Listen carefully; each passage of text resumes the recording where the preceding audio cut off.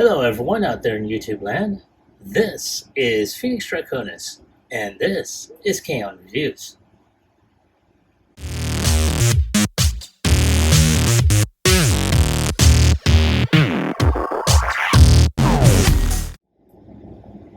Now, as you saw in the intro, today's review video is going to focus on the Dungeons and Dragons Hank character as he appears in the original 80s cartoon series. And I have to say, I'm very impressed. Now, I originally saw the series, and it wasn't until recently that I wound up seeing the full series on YouTube. And wow, especially at the very end, how it all wraps up. I never did get a chance to see that when it was airing, so wonder why. But yeah. Now, of course, I saw these available on Hasbro Pulse. I did not get them. It was just by pure stupid luck that I happened to have gone into a GameStop, and I saw it at a very, very low price. And for anyone that's looking at the box wondering, why is the blister card damaged? Well, it's because I was taking this off. That's how much I paid at GameStop. Not bad. But nonetheless, I was hoping to, when I saw it, I'm like, hey, do you, especially at the price, I was asking, do you have any other characters? And it was like, no, that was the only one. So I was like, okay. So I just went ahead and snagged it. As you can tell, according to the blister and the renders, you also have this die over here for those that actually play D&D. I never did, honestly. You also got a QR code where you can go on to playdnd.com. Now, on the back side, you'll see a full render of Hank, his bow, plus the energy effects that he uses when he pulls back the die. I think it is an 8-sided die. And of course, you do see, other characters within the series. Bobby with Uni, and of course Diana with her bow staff. So there it is, right there. So I'm gonna go ahead and turn this around. Oh, something I did not see originally. His animated render, very, very nice. So there it is. So without any further ado, let's go ahead and get him unpacked.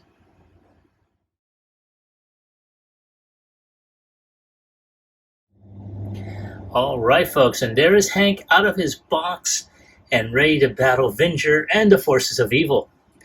And I have to say, he's not a bad-looking figure, though it's not like he doesn't have his faults, and I'll probably touch upon those in the course of this video. But before we go any further, let's go ahead and take a look at his accessories. Now, the most simplest one is this 8-sided die, and this is for, because he does come from the realm of Dungeons and Dragons, this is associated with the game itself. So, and it more than likely can be used for the game itself. So, that's not too bad. I like it. Though I've never played it, I have to admit. It's not too bad. I'm going to put this off to the side. Now, of course, as you see him holding his regular bow, which has not been energized of any kind. And very nice, just basic bow right there. And there is Hank with his, as he's pulling the energized bowstrings, and you can see the way the energy just forms into this arrow here. And at first I thought it was actually, a clip-on, based off of the digital renders, but nope, I was wrong. These are just two separate pieces, and of course, my stupid self just failed to connect that these were two separate pieces when I reviewed the box originally. But there he is, posed up and just charging up his bow and everything. So not too bad. And now we have Hank without his weapons, and he's not a bad looking figure, though right off the top, I think his head's a little too big for his shoulders, honestly. It's, I don't know, maybe it's just me, and maybe it's the way that it's sculpted. There's not a whole lot of range of motion. There is a little bit. He can look left, he can look right. It's the way his hair is styled is just catching on this back end here. Though he does have some waist rotation there. As you can see, his arms can go up, but they are hindered by this thing here. And looks like you can remove it if you want to pop the head. His arms can go up, but I have to tell you, and I think I may have mentioned this earlier, they are stiff. Hell, even getting these weapons earlier on there was a chore. And then to position it, the arms do not provide range of motion all that well. Like I said, these elbows are tight. They go about 90 degrees.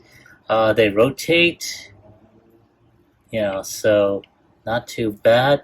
This one in particular, and I think I mentioned it earlier, you can see there is a stress mark right there, and that was due to, now it's starting to move, but the very first time, oh my God, that was a pain in the ass. This one also rotates. He can kick up around 90 degrees. He does have some very pliable plastic here. He can kick back a bit, but again, that back skirt hits. Looks like he's got a double jointed knee, but good God, it is tight, and you can tell a stretch mark has just appeared doing that.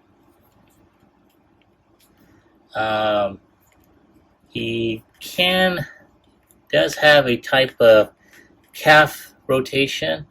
His foot can go back, but good God, it is tight all the way around. And he does have ankle tilt. So, yeah.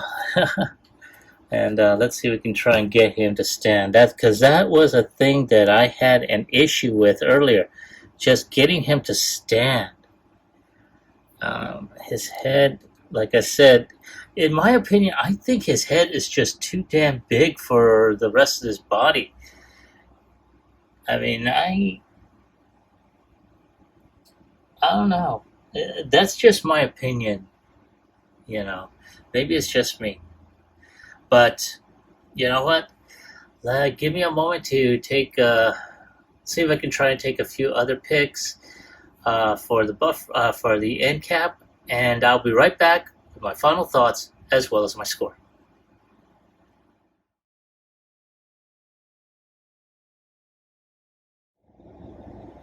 All right, folks, thank you for waiting. I appreciate your patience. And here we have Hank, holding his bow as if he had just finished firing. And like I said, standing on his lonesome, he's not bad.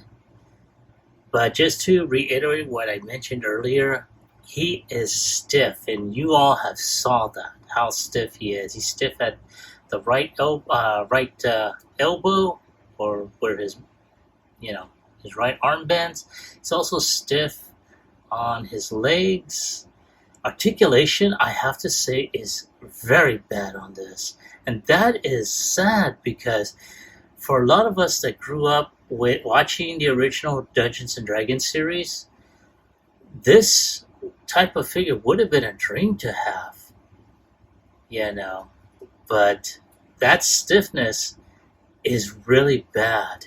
And honestly, if I have to go ahead and give it a score, I'm giving this figure a 3.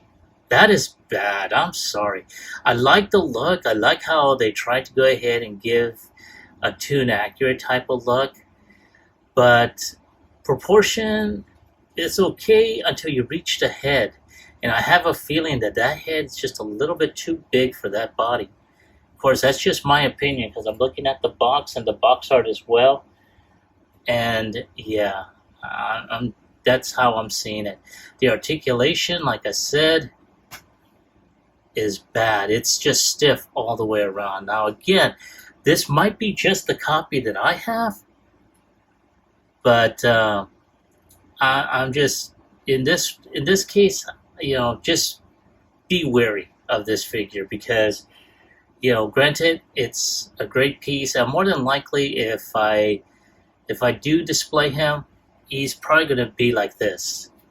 So he's not going to have any heavy duty playage, So, but again, this is my opinion on the figure. This is my score. I want to hear from you. Now, I wound up picking this one up at Walmart because they're pretty plentiful there. Well, no, I'm sorry, not Walmart. I found this at GameStop. Now, I have seen them at Walmart, as a matter of fact. I think I may have seen them at Target as well. But again, more than likely, they're out in the wild. You're able to find them pretty easily. But I'd like to hear from you. Were you able to find this figure? And if so, did you like him? Did you hate him? Let me know in the comment section down below. Like, share, subscribe to my channel. Click onto the bell icon so you can be notified when I post up new videos. As always, I want to thank each and every one of you for watching my videos, whether they're good, they're bad, they're butt ugly, for liking, sharing, subscribing to my channel, even on occasion, leaving a comment like I always ask. This is Phoenix Draconis, and I will catch you all on the flip side. Peace.